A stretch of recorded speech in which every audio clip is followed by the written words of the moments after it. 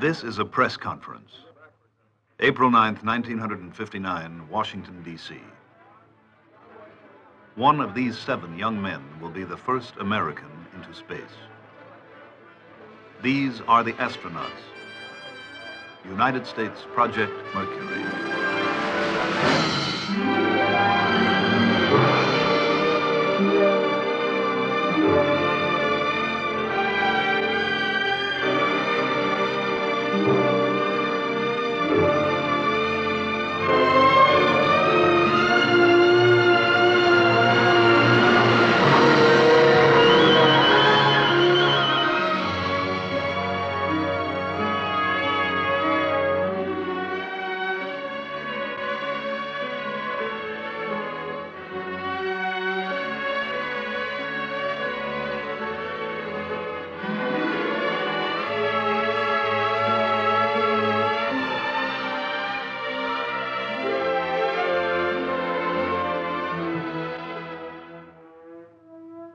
A substantial part of the imagination, energy, and genius of the United States is being devoted to the scientific exploration of our universe. The launching pads and gantries of the Atlantic Missile Range mount many of our experiments into the very nature of creation.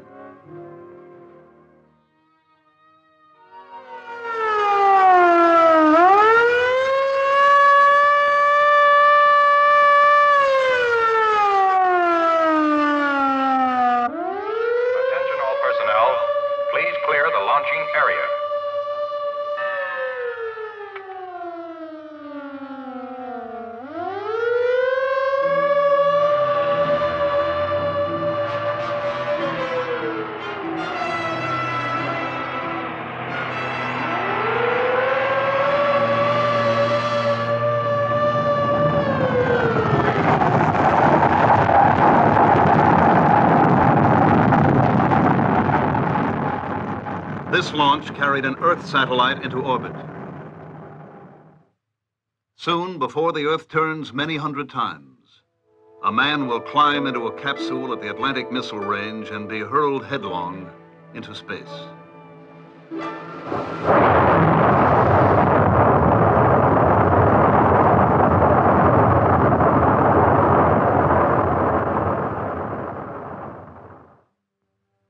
Why? Why must man go into space? Why must he attempt this new and forbidding environment? Space, with its belts of radiation, meteorites, solar winds, unknown cosmic forces. To explore his world, man has always risked the unknown. Because it is unknown, and man's nature is to know. Project Mercury is a beginning for man in space. It will take him 100 miles from the Earth.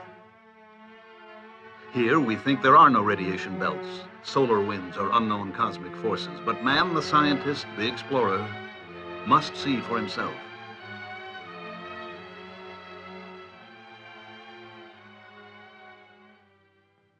Each component of Project Mercury will be held up and measured in the unbending light of scientific truth.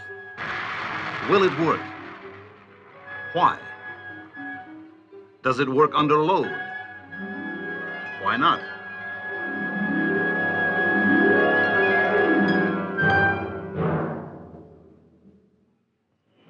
The problem of selecting pilots to represent the United States in space was approached from the same uncompromising direction. From all of the active duty pilots in the Navy, Marines, and Air Force, the service records of 473 test pilots were selected for review. 110 met the basic qualifications. Each must be a graduate of a Navy or Air Force test pilot school, 1,500 hours of flight time, qualified in jet aircraft, an engineering background, younger than 40 at the time of selection, and 5 feet 11 or less. The National Aeronautics and Space Administration asked 69 Navy, Marine, and Air Force officers of the 110 who qualified to come to Washington for a briefing. They were interviewed, tested, and asked to volunteer for the Project Mercury mission. 6 were discovered to be too tall. 16 declined. And 47 volunteered. 32 were asked to continue through a series of capability tests which would indicate not the best man in the group, but the various degrees of qualification of each man.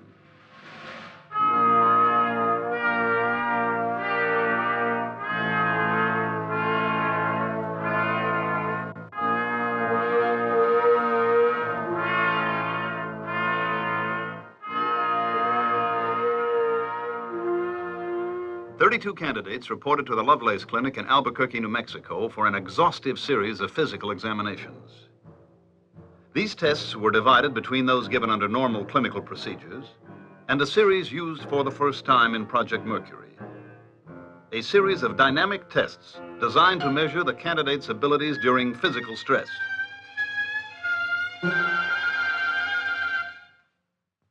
Laboratory studies were made in each physiological area. As military pilots, these men had passed yearly flight physicals.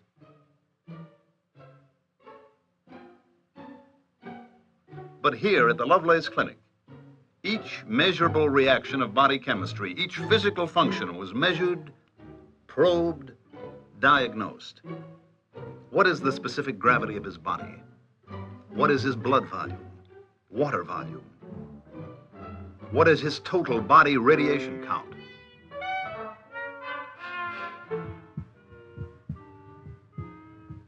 We are listening to his heart. When the astronaut is orbiting in space, the measure of his heart's contraction and expansion will be telemetered to the Mercury tracking stations.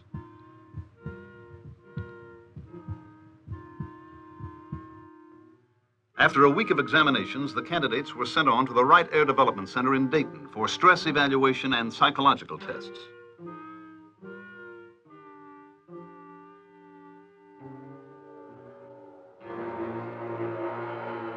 This Project Mercury candidate is preparing for stress.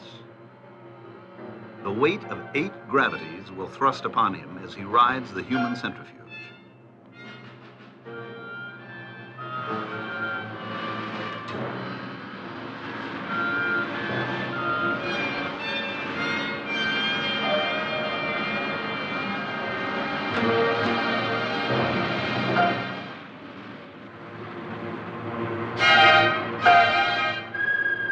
His reactions are studied. The results will indicate how he fared under multiple gravity forces. Did he show a tendency to pull back? No. Was his tolerance level low or was it high? Now, can we shake his equilibrium?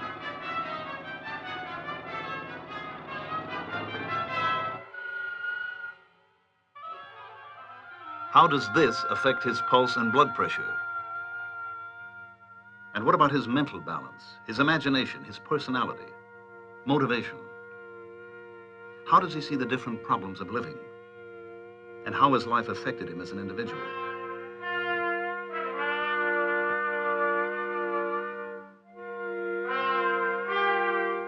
Test his memory, comprehension, perception, visualization. Ask him to describe himself in 100 different ways with a battery of tests. Now, take him up to 65,000 feet for 1 hour in a pressure chamber.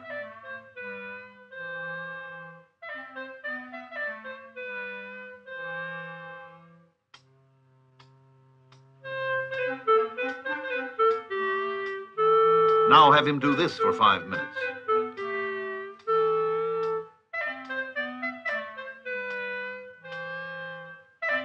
Then ask him to take a walk. Walk until his heart beats 180 times a minute. Elevate the incline 1 degree every minute.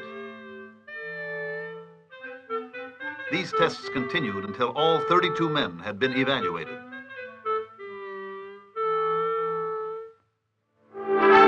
Seven men emerged from this competitive purgatory as the Project Mercury astronauts. At McDonnell Aircraft, they saw a model of the space capsule they would ride into orbit. They sat in the cockpit for the first time. This is the beginning for each of them.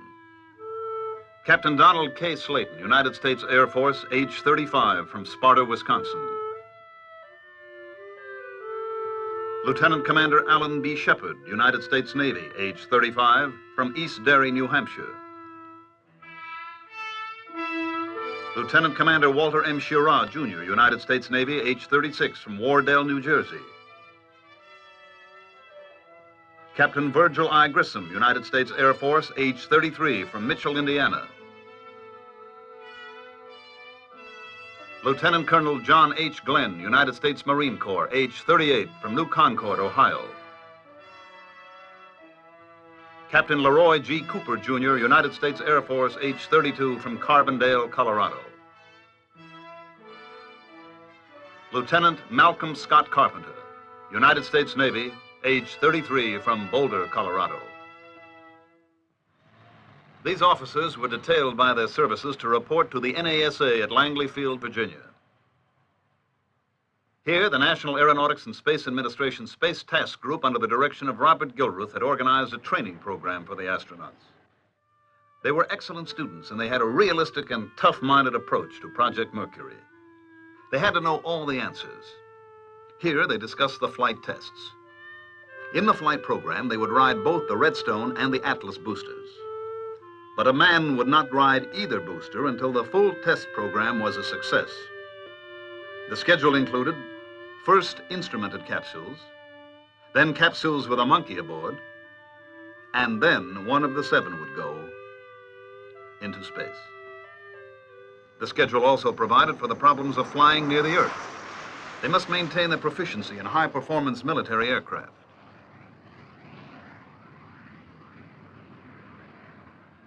Out of this training together, a strong esprit de corps developed. They all felt that this must be a team effort involving all of Project Mercury. Recognition would undoubtedly go to the man who makes the first flight. But the second, third, or fourth flights may produce far more scientific information than the first flight.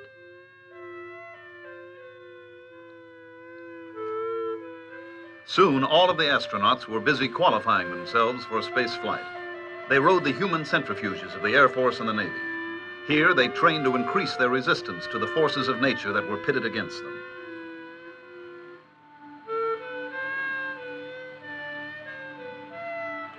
But each new experience, each small physical or mental victory was backed up by hours of classroom work. The time had come to select the pressurized flight suit they would wear. All of the suits tested were air-conditioned, had an attachable helmet, and would protect the pilot from heat and from the deafening 155 decibel noise of the blastoff. The problem was to select a suit which had complete pressure integrity, which was resistant to temperature and was not too bulky, a suit which allowed comparative freedom of movement, yet a suit which was completely reliable. This modified U.S. Navy Mark IV suit worn by Shepard was selected for further testing. To get the feel of space flight controls, this trainer at NASA's Lewis Research Center in Cleveland demonstrates the possible motions of a capsule in space.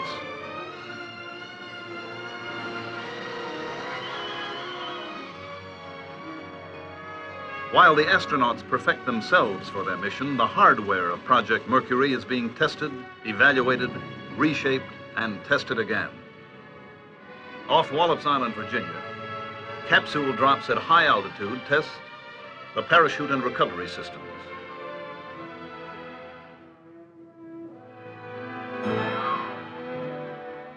At 10,000 feet, the parachute will open.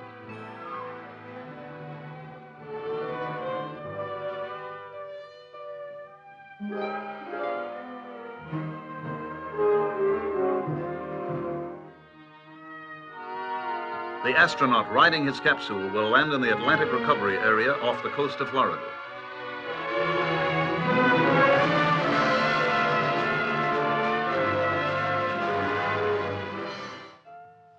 The astronaut must learn to tolerate the heating he encounters during his fall back into the atmosphere. These quartz tube lamps produce great heat.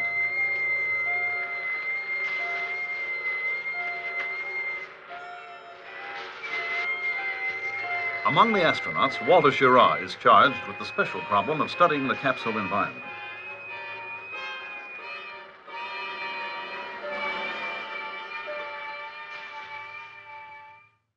But there are some moments of rest for the astronauts. Here, they sit in a projection room and watch the films taken of their visit to the Atlantic Missile Range, Cape Canaveral. On trips like this, each man gathers information concerning his particular assigned area of individual study.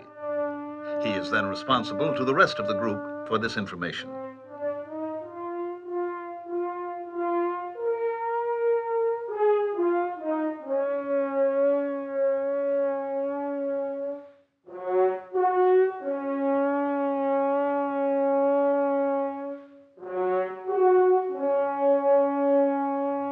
Grissom's area of responsibility is the flight control system, including the automatic pilot. Cooper's area concerns the ballistic flights with the Redstone missile.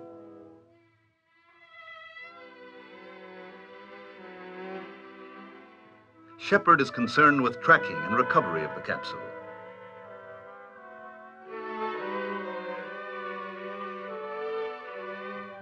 Glenn has the cockpit area. Carpenter, communication and navigation.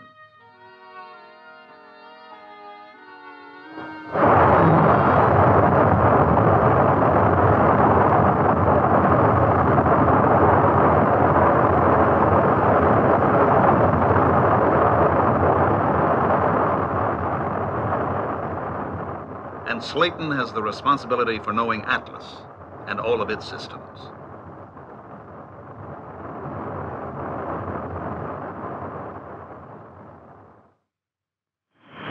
The possibility that trouble may develop with the Atlas or the Redstone during the countdown or during the takeoff is looked squarely in the eye by the astronauts and the engineers behind Project Mercury.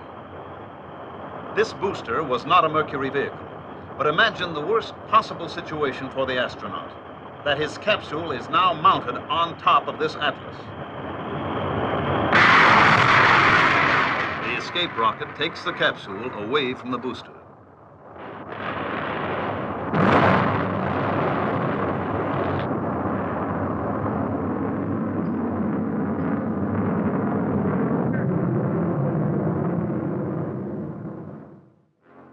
The tower separates.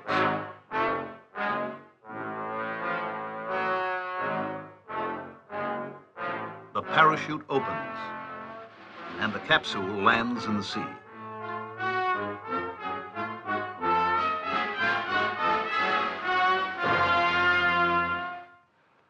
Success in a pioneer mission depends on optimal human performance.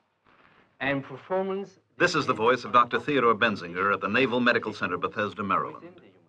The astronauts each take their afternoon of sweating it out in this gradient heat calorimeter.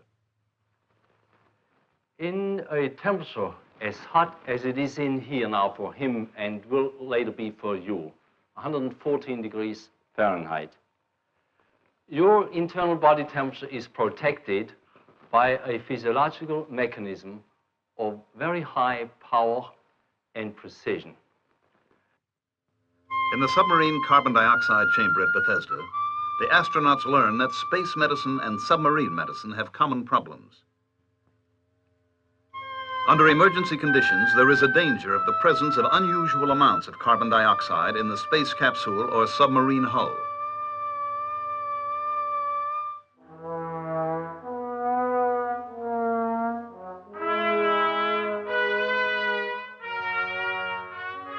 After 2 hours in the chamber under 3% carbon dioxide, these men are tired. But they were convinced that they could function for quite a long time. At least long enough to make a complete orbit of the Earth and then to make an emergency re-entry and landing.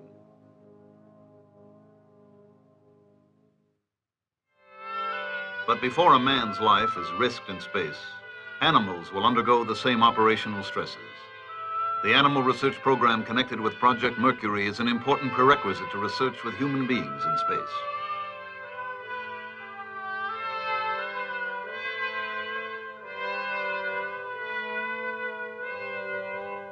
The NASA research which created the individually molded couch was another step toward minimizing the hazard of injury during the Mercury mission.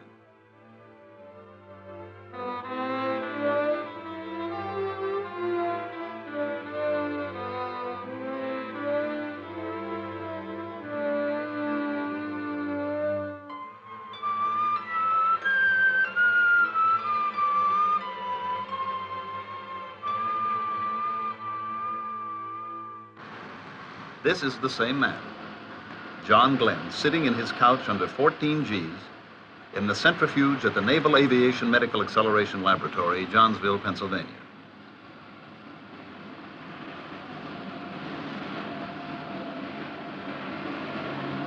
And this is Gus Grissom.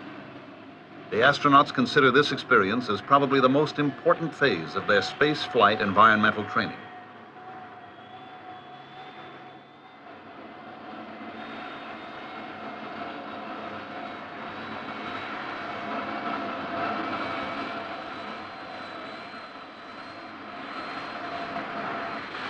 Alan Shepard, as he takes the G-load of an emergency abort and landing.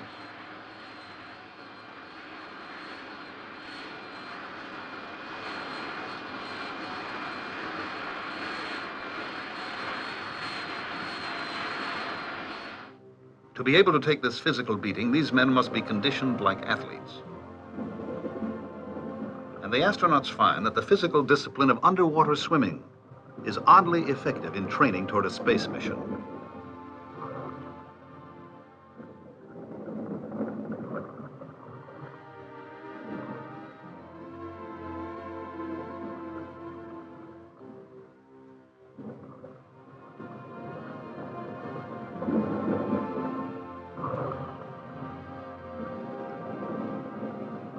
Navy Underwater Demolition Team 21 at Little Creek, Virginia, supervises the instruction of the astronauts. Al Shepard and Wally Schirra have just completed a half-mile swim by compass course to the beach. Underwater swimming, aside from being an excellent physical conditioner, accustoms the astronaut to a forced breathing discipline and closely approximates the condition of weightlessness, which will be encountered in orbital flight.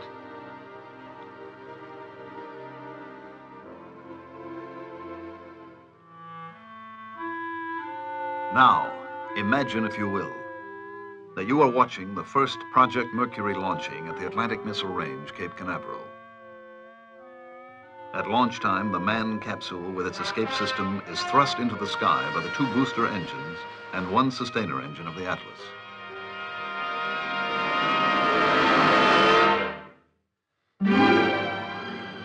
At an altitude of about 50 miles, after some 2 minutes of flight, the booster engines are turned off and jettisoned. The sustainer engine continues its thrust toward orbital speed as the escape rocket fires, pulling the escape tower free of the capsule.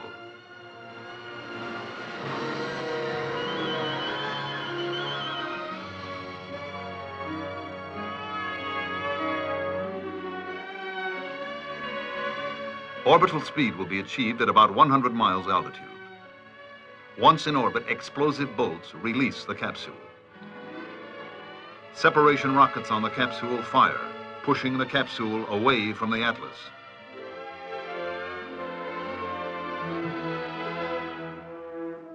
Now the capsule automatic pilot rotates the capsule.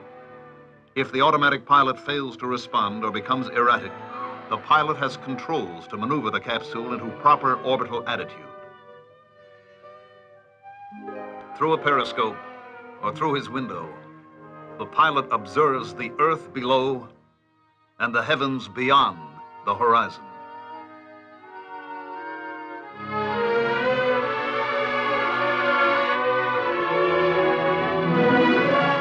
Near the end of the 3rd orbit, when the capsule is several hundred miles west off the coast of California, the signal for re-entry is given. Retro rockets fire, causing the capsule to leave its orbital path. Now man and capsule fall, and meteor-like plunge toward the Earth. Plunging through the atmosphere, the heat shield glows white hot. The blunt end must be pointed in the line of fall. Below, patrol aircraft sweep the re-entry area with radar.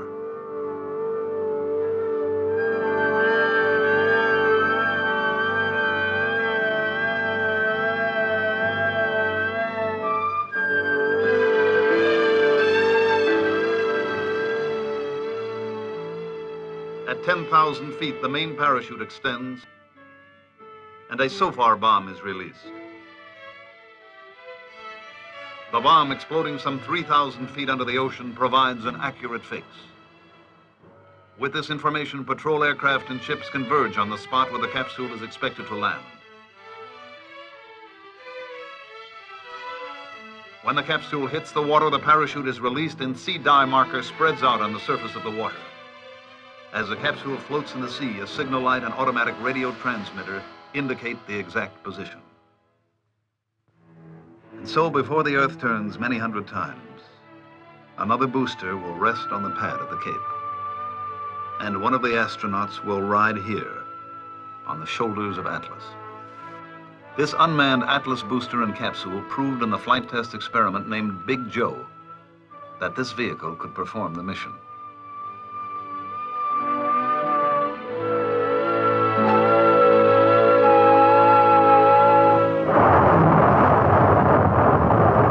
Capsule without escape tower rocketed to 100 miles and was thrust downward to re-enter the Earth's atmosphere at a speed just below the predicted re-entry speed. The capsule was recovered in the Atlantic Ocean. The tests will continue. The experiments and training will go on to put man into orbit. These are the astronauts. United States Project Mercury.